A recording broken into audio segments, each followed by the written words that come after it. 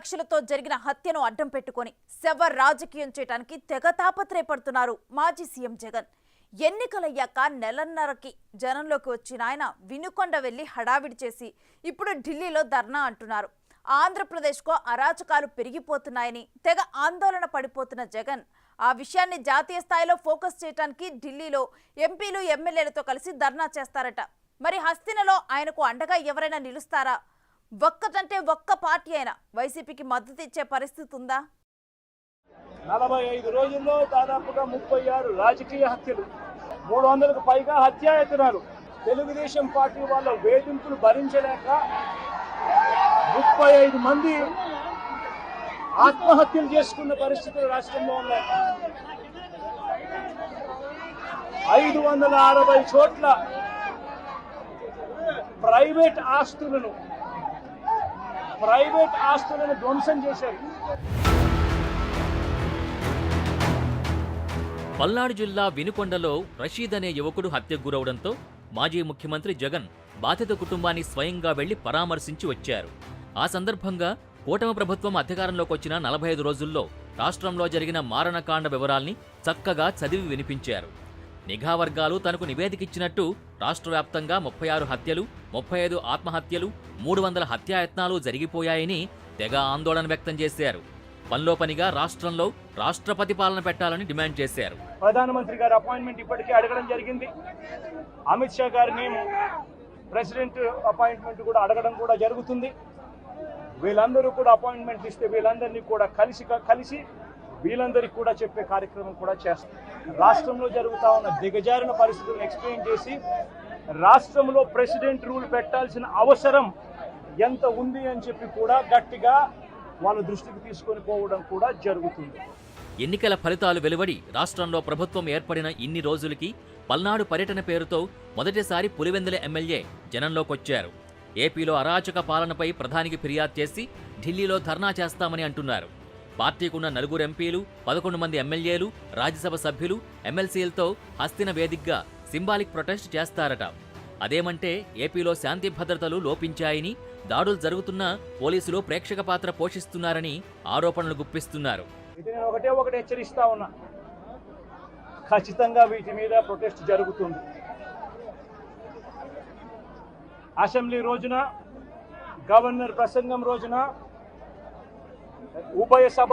ఉభయ సభలను ఉద్దేశించి గవర్నర్ మాట్లాడే ప్రసంగంలో గవర్నర్ను ఖచ్చితంగా నిలదీస్తూ, గవర్నర్ ప్రసంగాన్ని అడ్డు తగులుతూ, గవర్నర్ను ఖచ్చితంగా నిలదీస్తూ వైఎస్ఆర్సీపీ గలం విప్పుతుంది.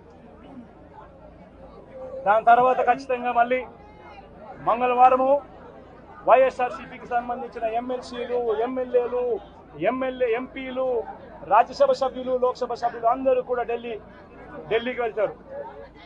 వెళ్ళి బుధవారము ఢిల్లీలో సింబాలిక్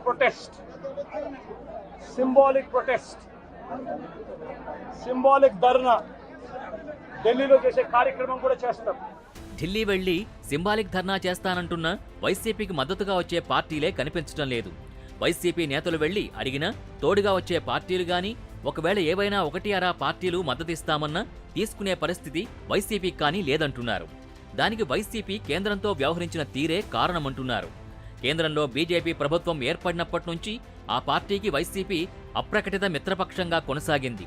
అక్రమాస్తుల కేసుల భయంతో ఎన్డీఏ సర్కార్కి దాసోహమన్నట్టు వ్యవహరించింది. 3 సార్లు జరిగిన ఎన్నికల్లో బీజేపీతో నేరుగా ఒక్కసారి కూడా పొత్తులు పెట్టుకోలేదు. 2019లో వైసీపీ నేరుగా బీజేపీకి పొత్తుల ఆఫర్ ఇచ్చినప్పటికీ వర్కౌట్ కాలేదన్న ప్రచారం ఉంది. అయితే బీజేపీని ఎప్పుడూ వైసీపీ దూరం చేసుకోలేదు. తమకున్న ఎంపీల బలంతో ఎప్పుడు బీజేపీకి అవసరమైతే అప్పుడు మద్దతిస్తూ వచ్చారు. మొన్నటి ఎన్నికల్లో టీడీపీ, జనసేన, బీజేపీ కూటమి వైసీపీని చిత్తుగా ఓడించింది. వైసీపీకి వ్యతిరేకంగా ఈ కూటమి పోటీ చేసినా సరే జగన్ బీజేపీని కాదనలేకపోతున్నారు. ఎన్నికలు అయిపోయిన తర్వాత కూడా ఆయన బీజేపీకి మోకరిల్లుతున్నట్టే కనిపిస్తున్నారు. ఎన్డీఏ కూటమిలో టీడీపీ ఉంది, జనసేన ఉంది. అసలు రెండోసారి ఆ కూటమి ఏర్పాట్లో జగన్ని గద్దెదించడమే లక్ష్యంగా పవన్ కళ్యాణ్ కీ రోల్ పోషించారు. అలాంటి కూటమికి నేతృత్వం వహిస్తున్న బీజేపీకి మద్దతివ్వడం నైతికంగా కరెక్టు కాకపోయినా జగన్ అదే బాటలో పయనిస్తున్నారు. ప్రధాని మోడీ, అమిత్ షా రాష్ట్రపతుల అపాయింట్మెంట్ అడిగానని ఢిల్లీ వెళ్లి ధర్నా చేస్తానని అంటున్నారు.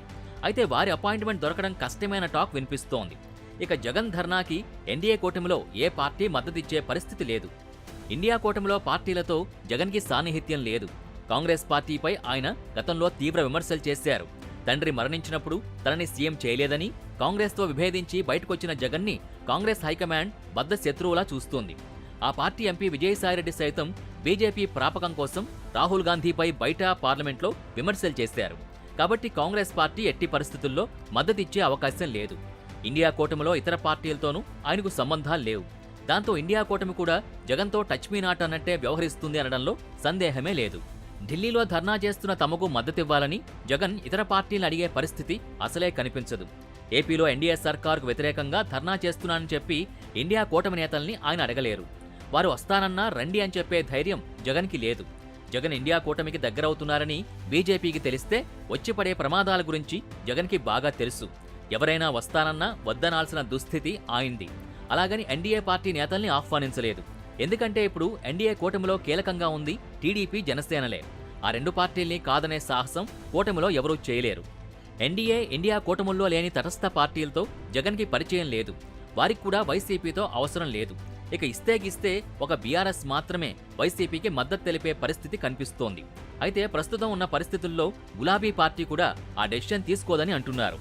ఒకవేళ బీఆర్ఎస్ సంఘీభావం తెలిపినా వైసీపీ ప్రయోజనం కంటే రాజకీయంగా నష్టమే ఎక్కువ ఉంటుందంటున్నారు. మరి చూడాలి మాజీ ముఖ్యమంత్రి తన సింబాలిక్ ప్రొటెస్ట్తో ఏం సాధిస్తారో.